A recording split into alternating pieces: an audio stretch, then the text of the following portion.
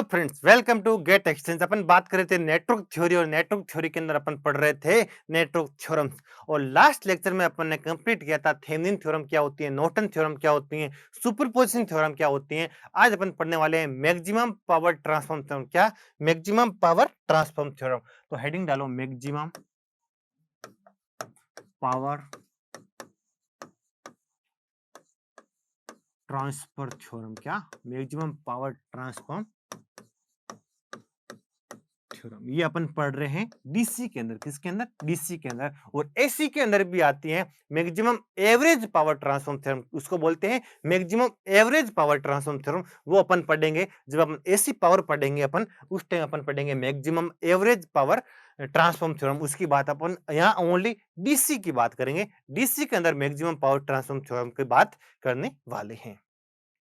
ये मान लो, इसको अच्छे से समझना है। ये आपको एक नेटवर्क गिवन दे दे। क्या दे दे?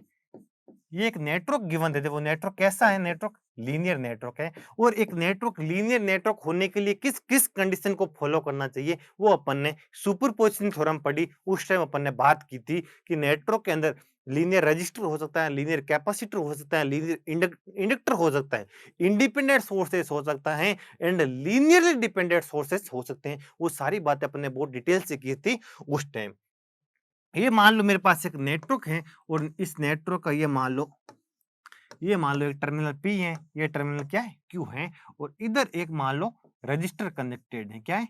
एक रजिस्टर कनेक्टेड है जो कि कैसा है? वेरिएबल है। और इसकी वैल्यू कितनी है? RL। किसकी वैल्यू? इसकी वैल्यू कितनी है?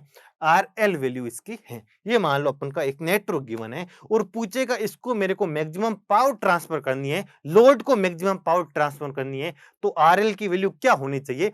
ये अपन का हमेशा क्वेश्चन बनता है। तो सबसे पहले आप क्या करो, ये जो अपन का पास लीनियर नेटवर्क है, इसका थेवेनिन इक्विवेलेंट कैलकुलेट करना पड़ेगा। और थेवेनिन इक्विवेलेंट कैलकुलेट करना अपने लास्ट लेक्चर में पढ़ा था कि किसी भी लीनियर नेटवर्क का आरटीएच का मतलब कैसे कैलकुलेट करते हैं, वीटीएच कैसे कैलकुलेट करते हैं, वो सारी बातें अपन ने लास्ट लेक्चर में पढ़ी थी। मान लो आपने इसका इक्विवेलेंट थेवेनिन थेवेनिन सर्किट से रिप्लेस करोगे इस नेटवर्क को, तो ये नेटवर्क अपन का कैसा बन जाएगा? ये पूरा का पूरा नेटवर्क ओनली वीटीएच और आरटीएच के फॉर्म में आ जाएगा। किसके फॉर्म में आ जाएगा?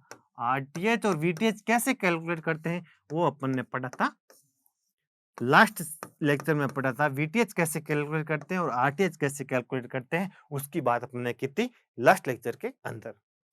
आई होप यहां तक आपको समझ आ गया होगा। और इस लोड के अंदर अपन को मैक्सिमम पावर ट्रांसफर करनी है। तो सबसे पहले मेरे को बताओ, इस सर्किट के अंदर करंट कितनी फ्लो होगी? आपको आई की वैल्यू कैलकुलेट करनी है। तो आई सिंपली क्या हो जाएगा?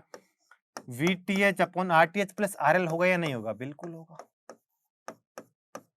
होगा या नहीं होगा? बिल्कुल VTH upon RTH plus RL होगा। तो बताओ, लोड के द्वारा एब्जॉर्ब की हुई पावर की वैल्यू कितनी होती है? किसी भी रजिस्टर के द्वारा एब्जॉर्ब की हुई पावर क्या होती है?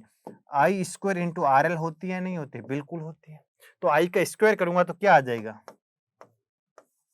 वीटीएच अपॉन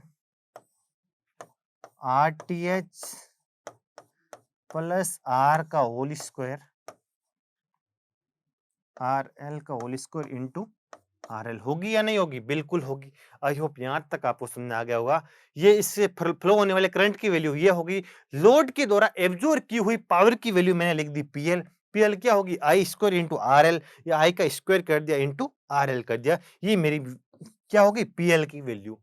पीएल की वैल्यू क्या होनी चाहिए? मैक्सिमम होनी चाहिए। तो मैक्सिमम होने के लिए अपन को क्या करना पड़ेगा? अपन को करना पड़ेगा DPL upon D R L के करस्पॉन्डिंग। आर की अलग अलग अलग वैल्यू पे तो अपन को पीएल की वैल्यू फाइंड आउट करनी है। और किस आरएल की वैल्यू पे पीएल की वैल्यू मैक्सिमम होगी, उसी को फाइंड आउट करना है। तो यहाँ पर वेरिएबल क्या है? आरएल। तो आरएल के करस्पॉन्डिंग पीएल में अपन क्या करेंगे? डिफरेंशिएशन करेंगे और इसकी वैल्यू को 0 के इक्वल रखेंगे।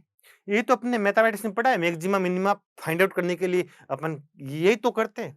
तो इस इक्वेशन को अपन, अगर अपन के पास पता है पीएल की वैल्यू कितनी है, आई अपॉन आरटीएच प्लस आरएल का होल स्क्वायर इंटू आरएल। अगर इसका मैं आरएल के करस्पॉन्डिंग डिफरेंशिएशन करूंगा ना, और इसको अगर मैं 0 के इक्वल रखूंगा, तो आरएल की वैल्यू किसके इक्वल मिलेगी? आरटीएच।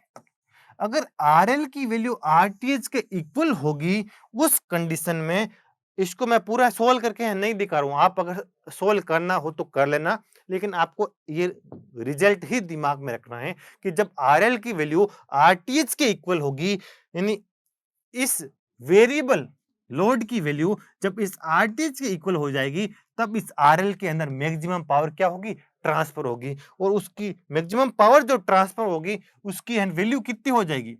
अब मैं आरएल की जगह आरटीएच लिख के इसको करूंगा सोल्व, तो पीएल क्या मिलेगा मेरे को, पीएल मैक्सिमम कितना मिलेगा, आई अपॉन 2 आरटीएच, आरटीएच प्लस ये भी आरटीएच, ये भी आरटीएच के इक्वल होगी। आरएल की वैल्यू किसके इक्वल है, आरटीएच, इसका स्क्वायर इनटू आरटीएच। तो इसको मैं अगर सोल्व करूंगा तो आंसर कितना आ जाएगा, सॉरी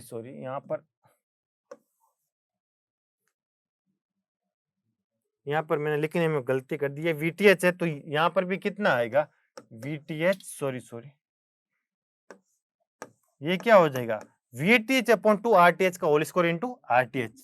तो यहाँ आंसर कितना आ जाएगा अपन को, वीटीएच का whole square upon 4 RTH.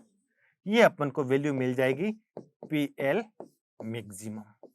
I hope यहां तक आपको समझ में आ गया होगा कि इसमें क्या है, जब आरएल की वैल्यू आरटीएच के इक्वल होगी उस केस में क्या होगा, मैक्सिमम पावर ट्रांसफर होगी। और जब मैं इस इक्वेशन के अंदर आरएल की जगह आरटीएच लिखूंगा तो क्या हो जाएगा, वीटीएच अपॉन 2 आरटीएच का होल स्क्वायर इनटू आरटीएच। तो अब इसका अगर स्क्वायर खोलूंगा तो वीटीएच का स्क्वायर अपॉन क्या बोलेगा, 4 आरटीएच स्क्वायर। तो आरटीएच से आरटीएच क्या हो जाएगा, कट जाएगा, और अपन का आंसर क्या मिलेगा, वीटीएच स्क्वायर अपॉन 4टीएच। ये क्या मिल जाएगा मेरे को, PL maximum, maximum power transfer to the load, इसकी वैल्यू मिल जाएगी। और अगर मैं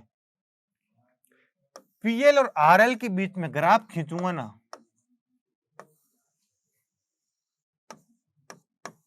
तो अपन को कुछ ऐसा ग्राफ मिलेगा। क्या मिलेगा, कुछ ऐसा ग्राफ मिलेगा। जब आरएल की वैल्यू किसके इक्वल होगी, जब मेरी आरएल की वैल्यू आरटीएच के इक्वल होगी, तो उस कंडीशन में पीएल क्या होगा, मैक्सिमम होगा। क्या होगा, मैक्सिमम। इसकी पिक वैल्यू यहां पर ही मिलेगी, चाहे आगे चले जाओ, चाहे आरएल की वैल्यू आरटीएस से ज्यादा कर दो, चाहे आरएल की वैल्यू आरटीएस से कम कर दो, दोनों केस में पीएल की वैल्यू हमेशा क्या होगी, पी मैक्स से कम ही होगी। पी मैक्स वैल्यू ओनली एक केस में मिलेगा, वो है आरएल इक्वल टू आरटीएच पे ही मेरे को पीएल मैक्स मिलेगा। चाहे आरएल की वैल्यू आरटीएच से ज्यादा ले जाऊं चाहे कम ले जाऊं, दोनों केस में देखो यहाँ पर मैक्सिमम है और यहाँ पर क्या मिलेगी, कम मिलेगी। तो आई होप यहां तक आपको समझ में आ गया होगा। ये मेरा क्या है, पीएल मैक्स है, क्या है, पीएल मैक्स, और इसकी इसकी वैल्यू कितनी है, वीटीएच स्क्वायर अपॉन 4 आरटीएच। क्या है, 4 आरटीएच। आई होप यहां तक आपको समझ में आया होगा। अब एक टर्म आता है इफिशियंसी। क्या होता है इफिशियंसी, तो इफिशियंसी कुछ नहीं होता, इफिशियंसी होता है useful power upon total power, useful upon total power, ये तो होते हैं इफिशियंसी। तो मेरे को बताओ, जो पावर है ना लोड को डिलीवर हुई है, वो पावर तो मेरी यूजफुल पावर है। वेस्ट पावर क्या होगी, कुछ पावर आरटीएच भी हीट के फॉर्म में क्या करेगा, डिसिपिटेट करेगा, वो मेरी वेस्ट पावर है। यूजफुल पावर अपन टोटल पावर क्या होगा, आरएल भी एब्जॉर्ब करेगा, आरटीएच भी एब्जॉर्ब करेगा। यानी वीटीएच को कितनी, मान लो आरएल ने 4 वाट पावर एब्जॉर्ब की और आरटीएच ने कितनी, मान लो 1 वॉट पावर एब्जॉर्ब की। मैंने एज्यूम कर लिया कि आरएल ने 4 वोट की पावर एब्जॉर्ब की और आरटीएच ने 1 वोट की पावर एब्जॉर्ब की। ये भी तो क्या है, रजिस्टर, ये भी तो पावर को एब्जॉर्ब करेगा। ये सारी 5 ओम पावर कौन डिलीवर करेगा, वीटीएच। वीटीएच ने टोटल कितनी पावर डिलीवर करेगा, 5।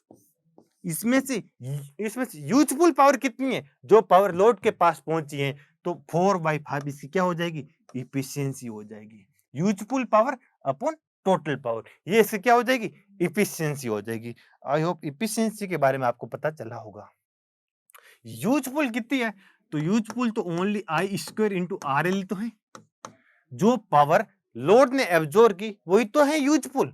टोटल पावर कितनी हो जाएगी, टोटल में तो कुछ है ना लोड भी एब्जॉर्ब करेगा और कुछ आरटीएच भी एब्जॉर्ब करेगा। क्या करेगा, आरटीएच भी एब्जॉर्ब करेगा। तो अगर आई स्क्वायर से आई स्क्वायर को मैं अगर कैंसिल कर देता हूं तो क्या बन जाएगा, RL upon RL plus RTH बनेगा या नहीं बनेगा, बिल्कुल बनेगा। और आरएल को अगर मैं ऊपर नीचे कर देता हूं डिवाइड तो क्या बनेगा, 1/1 प्लस आरटीएच अपॉन आरएल बनेगा या नहीं बनेगा, बिल्कुल बनेगा। जब मेरे को बताओ मैक्सिमम पावर के केस में क्या होता है, आरएल की वैल्यू आरटीएच के इक्वल हो जाता है। क्या हो जाता है, आरएल इक्वल टू आरटीएच। तो इसकी वैल्यू क्या हो जाएगी, ये आपस में कट होके 1, तो 1/2 बनेगा नहीं बनेगा। 1/2 का मतलब इफिशियंसी कितनी हो जाएगी, 50%। मैक्सिमम पावर ट्रांसफर होगी ना, उस टाइम उस सर्किट की उस नेटवर्क की एफिशिएंसी कितनी होगी, उसकी एफिशिएंसी होगी 50%। और जब आरएल की वैल्यू आरटीएस से ज्यादा होगी उस टाइम एफिशिएंसी कितनी होगी, जब आरएल की वैल्यू आरटीएस से ज्यादा होगी तो इसकी वैल्यू क्या होगी, 1 से कम होगी या नहीं होगी। आरएल की वैल्यू आरटीएस से ज्यादा होगी तो इस पूरे फैक्टर की आरटीएच अपॉन आरएल की वैल्यू क्या होगी, 1 से कम होगी। क्या होगी, 1 से कम। तो मेरे को बताओ 1/1 प्लस 1 से छोटा, 1 से छोटा मैंने आप मतलब कुछ भी एज्यूम कर लो, मैंने एज्यूम कर लिया मान लो 1/3 एज्यूम कर लिया, तो आंसर कितना आएगा इस केस में, ऊपर कितना जाएगा 3, नीचे कितना आ जाएगा 4। तो यहाँ पर अपन को कितनी एफिशिएंसी मिलेगी, 75% मिलेगी। मतलब जब आरएल की वैल्यू आरटी से ज्यादा होगी ना तो एफिशिएंसी भी 50% से ज्यादा होगी। क्या होगी, एफिशिएंसी भी 50% से ज्यादा होगी।